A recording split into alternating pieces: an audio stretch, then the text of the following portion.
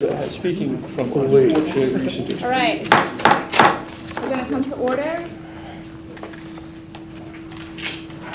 Thank you, good afternoon, and welcome to the November 3rd of the Committee for Facility Planning and Management. We are going to get started with, I will take it a motion for approval of minutes. Approval of minutes for September meeting. Can I have a motion? So moved. Have a second? Second. Great. Any abstentions? Hearing none. All those in favor? Aye. Opposed? Fantastic, it passes. Okay. We don't have a very long policy agenda, but we have some very interesting things on the agenda. So we're going to get started with the policy calendar. And I am going to ask Vice Chancellor Bertram to give us an introduction to the resolutions. Okay, the first resolution is for Baruch College. It's to amend the resolution that was adopted in June to increase a purchase order from $900,000 to $1,100,000 for the services design and purchase and install a fire alarm system at Baruch College under an existing contract. The reason we're coming back twice is because the first time when we came here, the design was not completed, and now the design is completed and there's additional funds needed. The scope of this is the preparation of plans, specifications, obtaining all the approvals, and the installation of the fire alarm system. Great, thank you. Are there any questions on that? Yes, Joe? Yes, just obviously this is a good thing, and we need this very badly, and we appreciate the critical maintenance work. This is the sort of thing where, going forward, it may be better to think about putting these things under delegated authority with then a report on increases at the end of the year, because I eyeballed it, it's like about 0.02% of CUNY's capital budget for the year, so for $200,000, we're better off having given you the original approval, just saying, fine, and then just report it back. Not to re-decide today, but I do think it could be considered, since we have been moving toward more delegated authority in many other areas. Your comment has been noted. Thank you. Any other questions? Okay. Are we going to vote on these in block, or want to do one by one? I think maybe we should do the first two, and then we do the budget. Okay. So, you want to continue? Keep going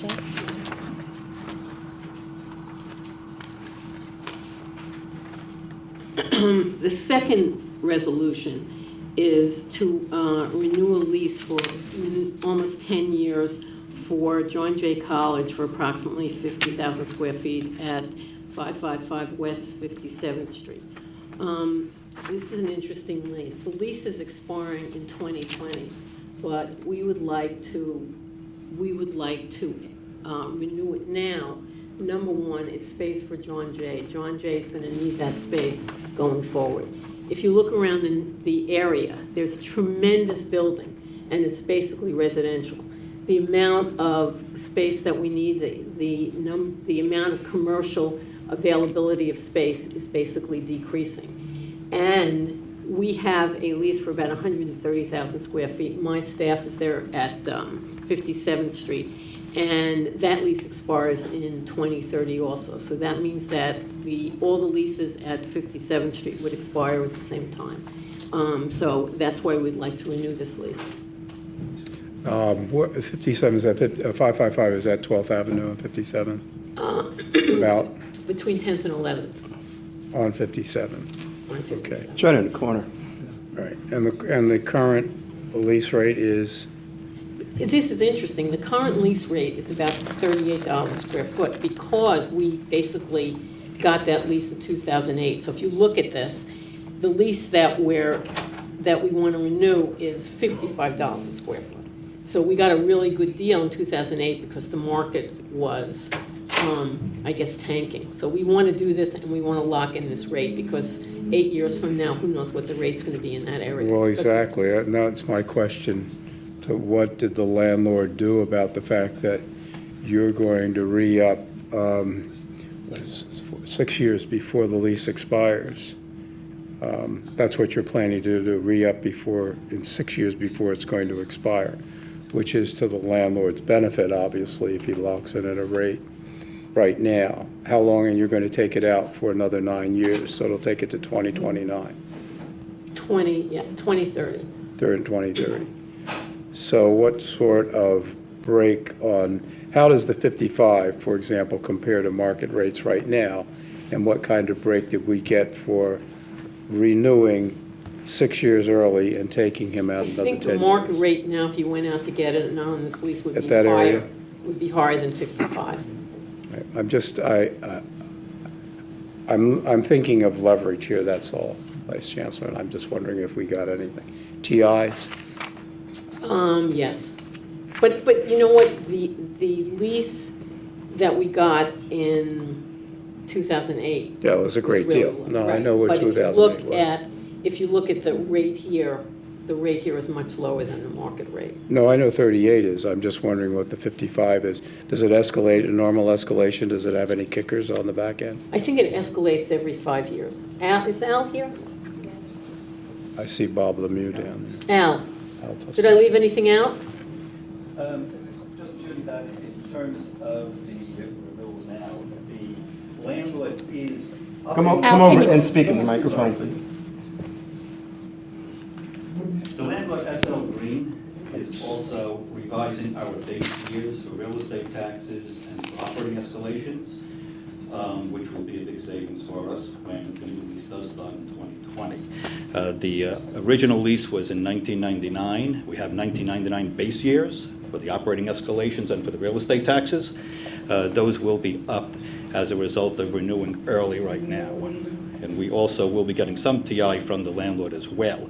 The space that John Jay occupies on the 6th floor is actually in very, very good condition. And one of the major benefits for us is to be able to renew this lease for a long term, not to have to go anywhere else and redo an installation right now, which commercial lease installations running 150, 175 per rentable square foot.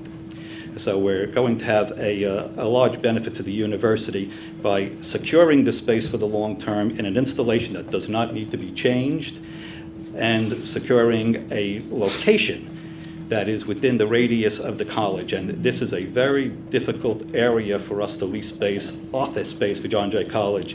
As Judy has pointed out, this is predominantly residential. There is very little in the way of commercial vacancies around, and there's very, very little in the way of 50,000 square foot floors.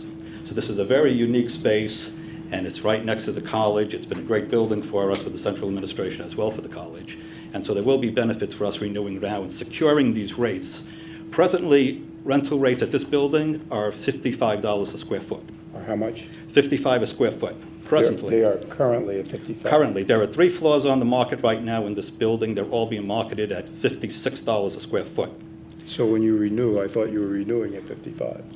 We are. We're going to be So securing you'll those be at rates market. today for Right. 2020. For 2020. Okay, So we're Except getting for the escalation. 2020, we're getting the rate that's today at 2020. And you're getting the base year step up as well? Yeah. That's correct, Yes. yes. They Okay. should step up. And the other thing for John Jay is, we like when we lease space for a school in Manhattan, we like it to be no longer than a 10-minute walk. This is across the street, maybe it's 4 minutes. So this is really perfect space, and who knows what's going to be available in 6 or 7 years.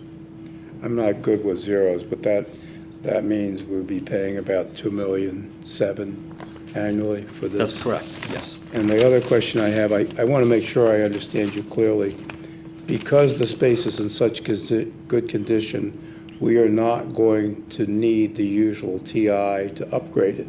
And you That's were saying correct. that rate was about 150, 175? That's for building out new space. That's the building out new space, but what about just upgrading existing space? The upgrading of the existing space there is probably going to be no more than about maybe $20 per rentable square foot. And the which landlord's will work out picking with that up? We'll be getting such a benefit from the landlord on that. And that'll be in 2020? That'll be in 2020, that's right. Okay. Okay, yeah, further issue is, just that I do think that the mention about the difficulty of finding office space in this area, this is sort of the bell ringing long-term for CUNY's, as was the prior John Jay lease, which was actually also a very good deal considering the extremely difficult market around here. But I do think that long-term, our 3 waves of construction were all in areas that, when they were built, were relatively inexpensive and, and sort of low rent. And so at this point, virtually all the campuses in Manhattan, as well as the ones near the East River in Brooklyn, are now in neighborhoods that are increasingly becoming very high value. And so it is, over the long run, and I think this is great locking it out to 2030, but over the long run, we do have to wonder about where we are putting back office and whether we need to both consolidate and then put it out into areas where there are big loft-like floors, move more to call centers. There's a whole range of things. So I think that, as Charlie is pointing out, we're already talking about a bump up of $2 million a year. Very good, because we can't overturn the apple cart here, but that's something for us to consider longer term. And I'm sure that Vice Chancellor Bertram's staff is on top of that. Okay. I mean, I don't think that's Absolutely. a secret or anything, so Just thank out you of for curiosity, we don't start the 55 until 2020. Right, So we continue the $38 per square foot now. Okay, that's great. That's right. that's right. And then one other point, which I think Professor Martell will really appreciate. The head of SL Green was a former student of mine at Columbia grad, so it's nice to see him being successful financially. Wonderful. Now, Well, we have Get quite, them to Student donate ex- to us? I mean, I'm sorry? If he's successful with investing, No, it's just, Can you get him to donate to us? it's just seeing the students succeed so much more effectively than the well, you'll be master. very happy to know that we have a lease in Brooklyn with SL Green and quite a lot of space. So you'll be even happier. You're right. all right, I'm glad everybody's happy. So we are going to, You thought it was going to be short. I did you have a question, Don? Yes. Yes. How many departments from John Jay operate out of this office? That's in The 55. Well, I think they have offices there, and they have a, almost like a training center for cadets from the police department. Because in terms in the future, if they did have to move, you mentioned you wanted them close, but if it's vital departments that are going to be operating, it may be necessary for them to be, but if they wasn't that vital, is it necessary for them to be 10 minutes close? We can find something further for cheaper. Well, I think the back office, the offices that are there should be close to the main campus also. But we might, at some point, get into a position where we're going to have to do what you just described. Okay, so we're going to move along. If there are no other pressing questions, fantastic. I'm going to move, is that the end of the presentation for item 1 and 2? Yes. So for item 1 and 2, I'm going to move the motion to approve the policy agendas. Can I have a second? Second. All those in favor? Opposed? Abstentions? Those 2 items pass. Now, we are going to get into the 5-year capital budget presentation from the Vice Chancellor. So, take it away.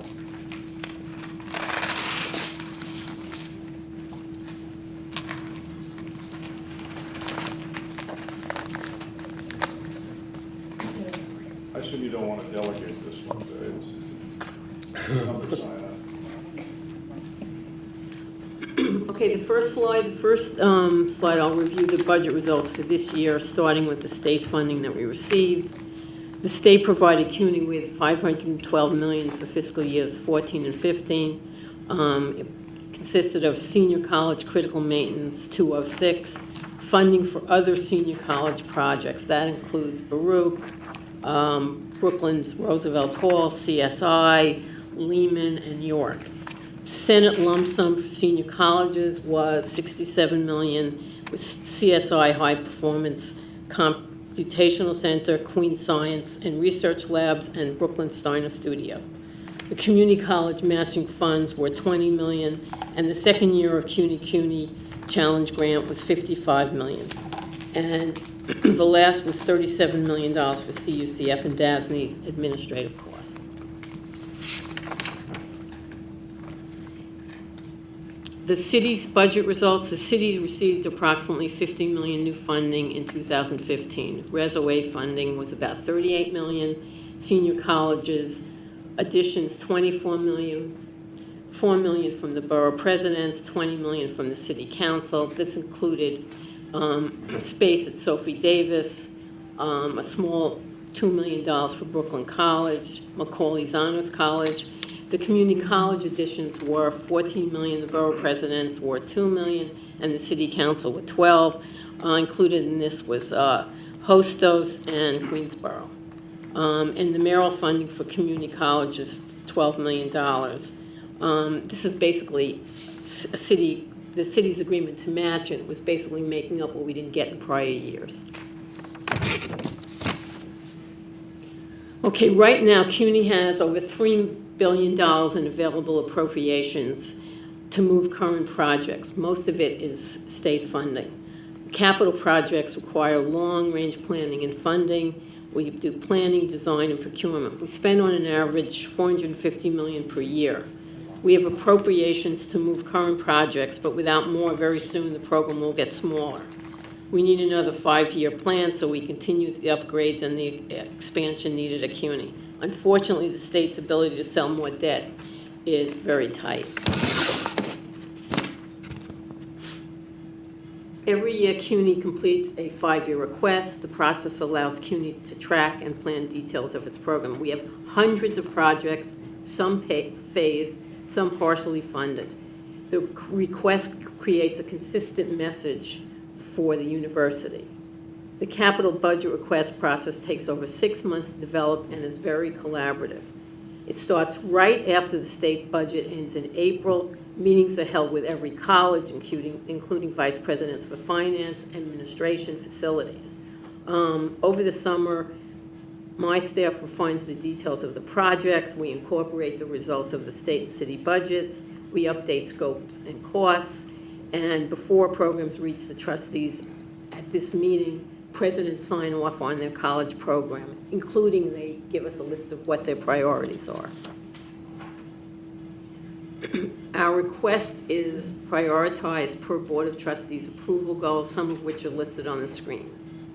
The state of good repair effort continues CUNY's critical maintenance program to upgrade existing facilities and infrastructure. 2 years ago, we updated our critical maintenance analysis that shows the state of good repair. The 212 updated report identifies a $3.2 billion backlog of critical maintenance and new CUNY-wide needs. Completely ongoing, partially funded projects are renovation of 17 Lex and York's College Academic Village. We continue to request funds for important initiatives such as the Decade of the Sciences, including projects Brooklyn College, Roosevelt Hall, Hunter College Health and Science Professional Building. We also upgrade technology across the university, such as CUNY First, and funds to purchase science and educational technology equipment. And energy conservation and performance request funds to comply with State Executive Order 88 and Local Law 87.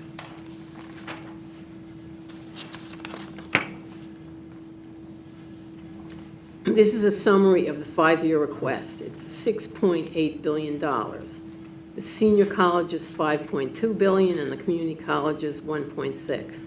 The state provides 100% of the funding for senior colleges. The state and city provide 50% for each of the community college. So with that in mind, the state share of total request is $6 billion bonded and hard dollars, and the city share is $8 million.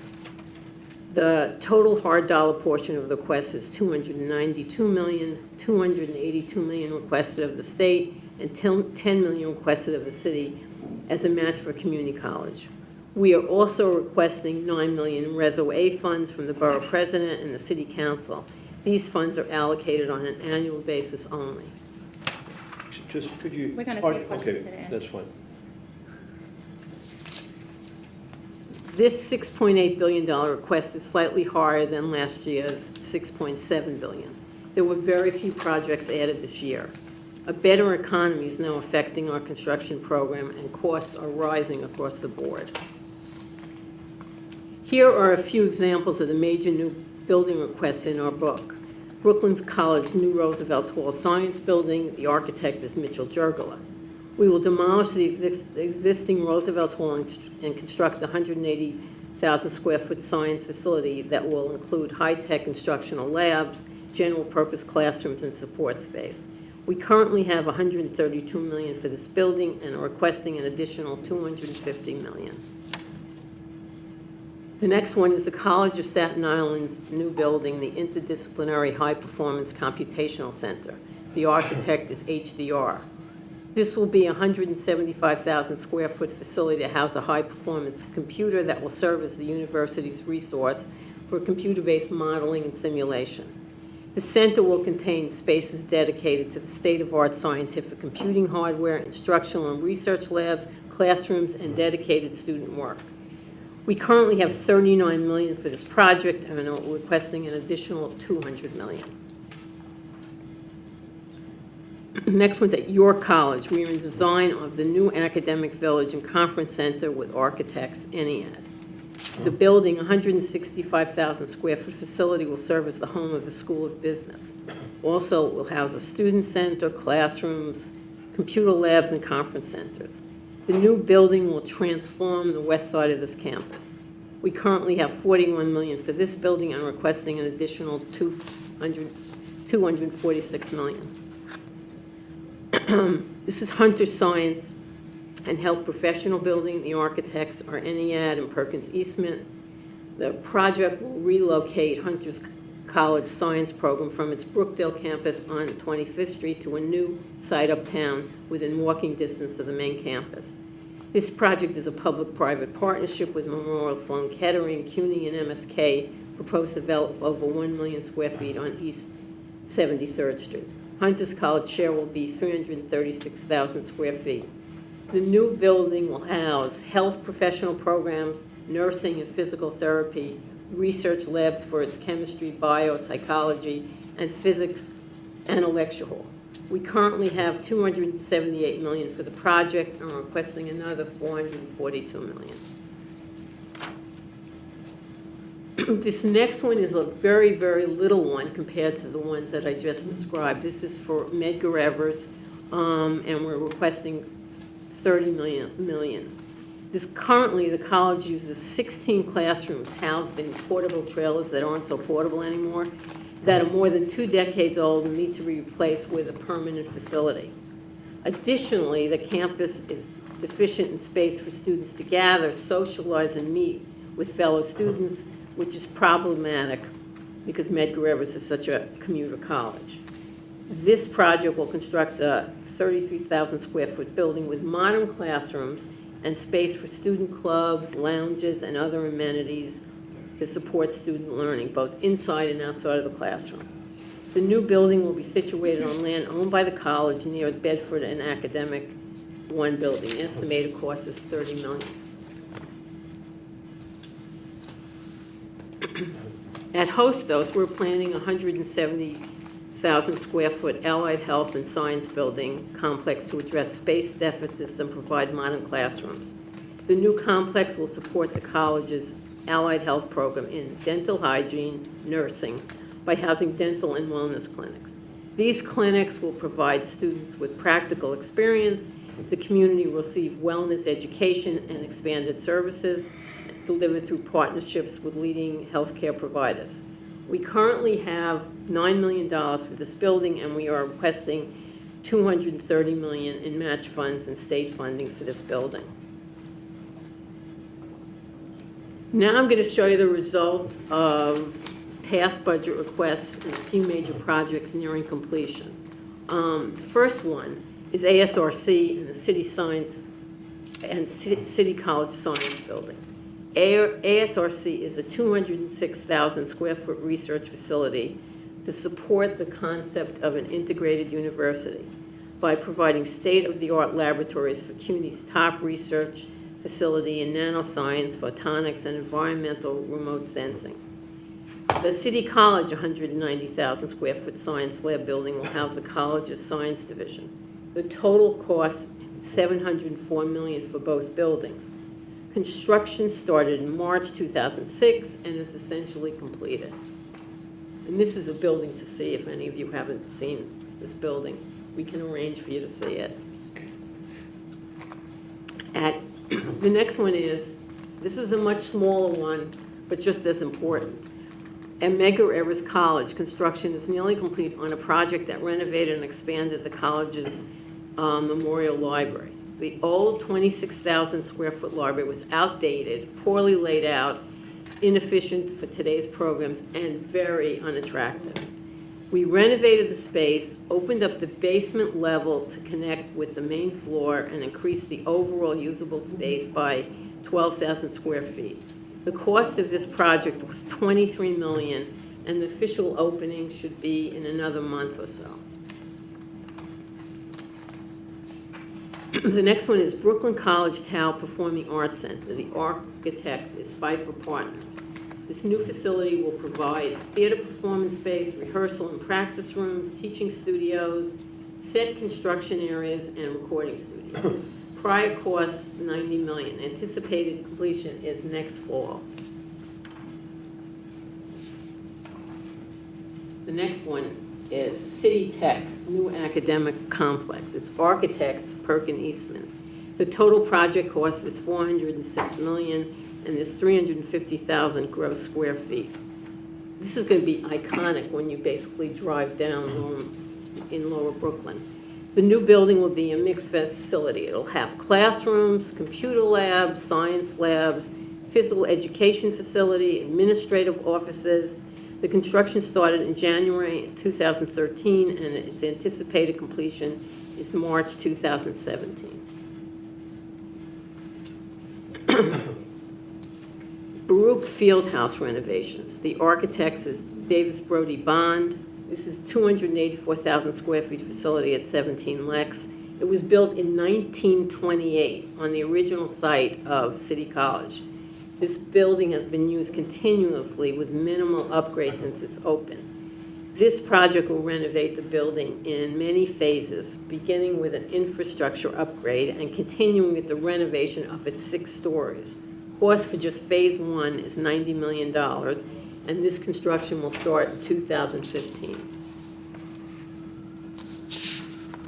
And last but not least, Gal, LaGuardia Community College Center 3, the architect is Mitchell Jervela. This building is 100 years old.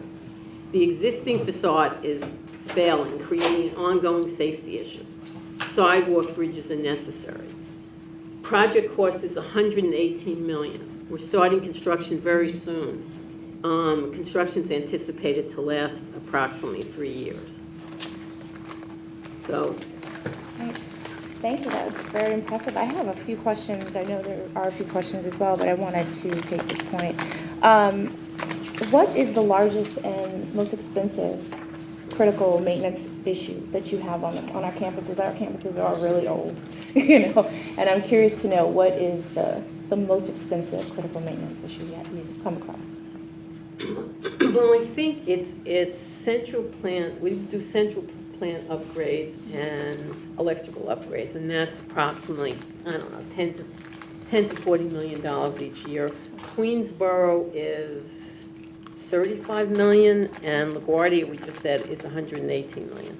And the Bronx Utility Project, which I have to, when I first got here, we started, it's now 7 years later, and it's going to cost $150 million. Oh, my gosh. Okay. And I'm going to get through this. So at the hearing that I chaired not too long ago in Manhattan, this is referring to the ADA issues that we've had across the campuses, but particularly at City College. There was a student who, talked about how he couldn't even make it to classes because of some of the issues that were, astoundingly terrible, at the City College campuses. He couldn't make it on the elevators. The elevators took 20 minutes, and the snow removal and things of that nature. Do any of these address issues like that for the students, or can you even give us an update or give me an update on anything? Well, we've gotten about $32 million from the state for critical maintenance. The community colleges have gotten $9 million, but specifically for what you're asking. every new building that we build, we make compliant, but you gotta remember that our buildings are 50, we have many, many buildings are 50 years old. So anytime we go into on any campus, we go into any building, we basically touch that. We basically take care of those issues. And like right now, we're redoing the bathrooms at BMCC, every single one of them. Now, that's a real challenge, because you have to plan, you can't take them basically all out at once. So for the schools, this is a real challenge. City College, we're making that central quad accessible. Okay. That's a quad that's been here since, I don't know, 1867 or whatever it is. In Queensborough, we're doing an elevator upgrade, and Lehman and Queensborough, we're doing new designs for their electrical system. So we get quite a bit of money, and everything we touch, we try and make make it better. The individual that you're talking about, there are accessibility issues, and there were maintenance issues about elevators. So he basically got them both, but we are working on them. Wonderful, wonderful. And lastly, our economy, being that it's a little bit better, how is it affecting our program? Well, all the new building, the first set of 5 that I talked about, where we're asking for money. It's going to cost us more money, so we basically add on approximately 5% escalation fee. So it's great for our economy, but it's not so good for our budget. All right, okay, fantastic. Yeah, Yes. there was a reference to hard dollars, and my ignorance of CUNY lingo, I'm not sure whether that means that's the entire cash component, or it's this year's cash component and the rest is supposed to be funded with debt, or what? Because I noticed the hard dollars are only about 10% of. Hard dollars is very small. Okay, what are hard dollars for? Hard dollars is not bonded. Okay. It comes from the state. And we're getting less and less of that. We used to get a certain amount for maintenance for colleges, and each college got a small piece. And now we get nothing. So pretty much what we're then looking at is funding all this stuff with bond indebtedness, and you've noted the state is constrained, and then really the income, given that I think the last word I heard was 60% of our students are not paying tuition. In fact, we're relying on state subsidized tuition to pay off those bonds, although CUNY is not on the hook for those bonds, but the economic model is sort of rather leveraged up. I mean, our requests over the last, I think, since I've been here, have been 6.8 billion is quite high, but we do get a certain amount each. Oh, yeah, no, you do and miracles. it's limited by what you're saying. Yeah. Even though the bond issue, we may get a certain amount, but we're only allowed to spend so much. Okay. Were you implying that tuition is not being paid because it is? No, I going was to be certainly paid? not implying that tuition is not being paid. I was just trying to grasp the economic model of the university where cash is not going forward, but instead bonded indebtedness is being issued with the expectation of heavily subsidized tuition coming in from the state. So I'm just trying to understand our model. I'm not saying that we're not getting paid. Oh, okay. Nor are we talking about raising tuition. I think it's more a question of how the bonds are repaid. Right, that's That's the simple question. Donovan?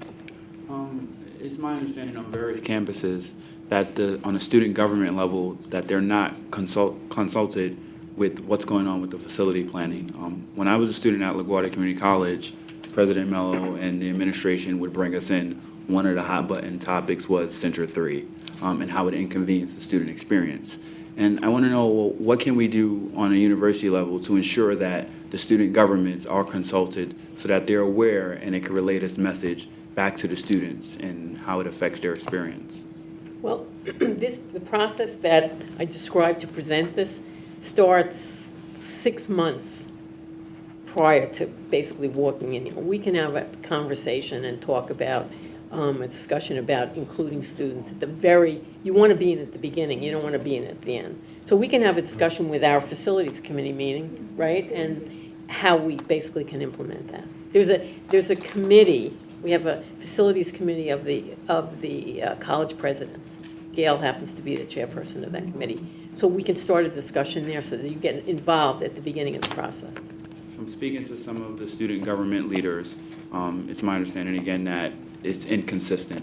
You know, I came from LaGuardia Community College, and I thought that that was just a practice across the university, that the college president or the administration brought them in and made them aware of the capital budget and how the school is funded. But that seems not to be the case from campus to campus. We've never mandated that like we did with the compact. The compact, we mandated that students have to be involved in at least recommending to the president how the money should be spent. We've never required that centrally for this, and I think different presidents handle those responsibilities different. But I think Judy's idea of discussing with the other presidents is a good idea. That's a great idea. Thank you. Thank you. Did I understand you to say that there is a new plan required and that process will begin in the spring? Or did I misunderstand you? An upgrade of the existing? Well, I think what you're referring to is we're gonna restart this process Right, all over exactly. in April, right? So you'll come up with new capital, capital project priorities in that budget, and that starts in the spring of 2015? It starts every spring. Right. But you can see some of the projects, you know, we need 250, and we have 30.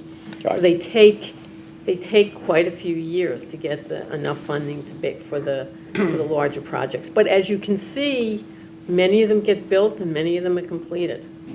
So we just have to have patience. While we are awaiting, I'm with you, okay. Okay. There's some huge gaps there, though, between 40 million and 240 million.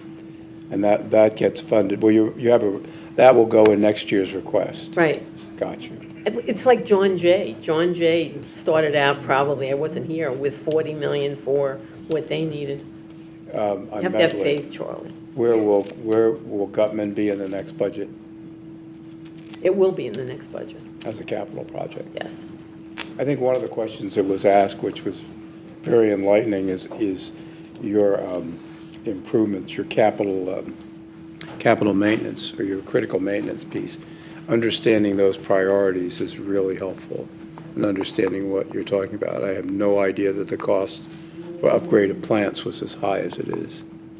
And it's clearly, when those plants are being upgraded, are they being looked at for sustainability and going a much longer term than they are? Absolutely, absolutely. The plants that we have now are not the plants that we had 10 years ago. We don't, the engineering firms that handle that do or do not come before us, they don't, right? Like you announced this, you know, Eniad and Perkins Eastman are doing the architectural. It might be helpful to know who the engineering teams are on these. Well, the engineering teams are included in the whole, in the package, but if you would No, I'm like, talking about when we bring critical it maintenance to is you, where I we am. You mean coming to our meetings? I'm sorry? You mean coming to our meetings? No. Just She's know the talking about names. the critical, your college, we know Eniad is doing the new academic village. We know the architect. The upgrade of the physical plants, which the infrastructure, so to speak, is equally critical, probably more critical. And it would be nice to know who the engineering firms are who are doing that, if they are external. I assume they are. So for the ones I mentioned, I'll get you the names No, of the, just on a go-forward basis. just going forward? Okay. Yeah, just, UFS Chair Martelli asked, so we're looking at every year then you are putting out this rolling 5-year capital budget, which was my understanding. Okay, so complexity is, and I would add, just following up on what you were just mentioning, the financing complexity of this stuff, having to assemble all these bits of money from all these sources makes this a phenomenally challenging task, and it's amazing that you do what you do. Well, I have to tell you, I have great staff, as you can see.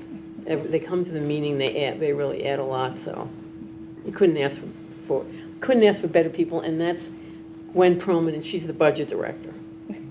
Money lady. Yeah, she sees numbers in her Fantastic. sleep. Fantastic. Well, if there are no further questions, we're going to move on to just a brief announcement. It's come to our attention, you know, there's been some suggestions put out there, and the Vice Chancellor, the Chancellor, and myself, we've been in discussions about, you know, moving forward and how best to do that, to make sure that you have the information that you feel you need to, you know, be a working part of this committee. And at this time, I'm going to invite the Chancellor to talk a little more about it. Thank you. Madam Chair, you all do a tremendous job of honing in on the issues on these individual projects of some significance, but I think in between this time and the next 5-year rolling plan would be helpful to me, and from my conversations with the chair, I gather helpful maybe to the committee as well, to take a broader look, a kind of 10,000 foot look at CUNY's planning in general, how we look at maximizing our physical assets, the financial structure of our facilities plan, including the bonding process, the planning process to determine space needs, opportunities for new spaces, and the opportunities for public-private partnerships going forward.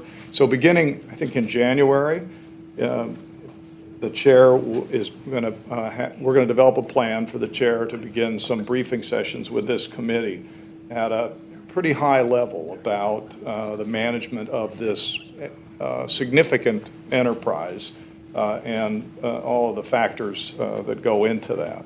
And so I think if there are suggestions on what ought to be included in that, the chair would be very receptive to that. But I just wanted to mention that. Well, if not to you, if you don't need this, it'll be very helpful to me. We need it. I mean, the truth of the matter is, and I look at it from both the 50,000-foot level and the street level, and I've said this before, the CUNY real estate budget and the CUNY real estate issues reach into every aspect of New York City's economy as well as for the university. And as trustees, I think we should be very knowledgeable about it. And I love the planning process because we know a lot of it comes from the priorities set by the individual presidents. And that's an important thing for us to know.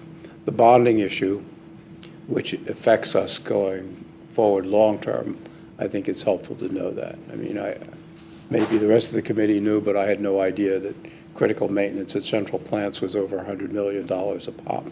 That's a lot of money. So yes, thank you. Wonderful, thank you. Yes. Madam Chair, point of order, what I'd like to do is just to call for the adoption of the 5-year capital budget request, please. Absolutely, absolutely. May I have a second? Second. All those in favor? Aye. Opposed? Abstentions? Motion carries. Thank you very much. Are there any other burning questions on your minds? Hearing none, I will take a motion to adjourn. Wasn't delegated.